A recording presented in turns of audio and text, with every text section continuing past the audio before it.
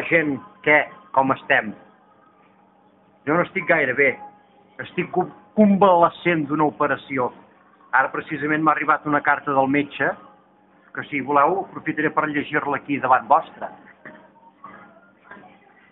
Estic convalescent encara.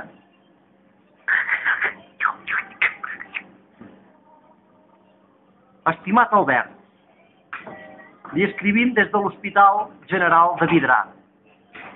Li hem de dir que tenim molt bones notícies per vostè, ja que després dels anàlisis i de la recerca hem descobert que les taques vermelles que tenia vostè en el seu penis eren de pintallavis. Menys mal. Postdata. Sentim molt lo de l'amputació.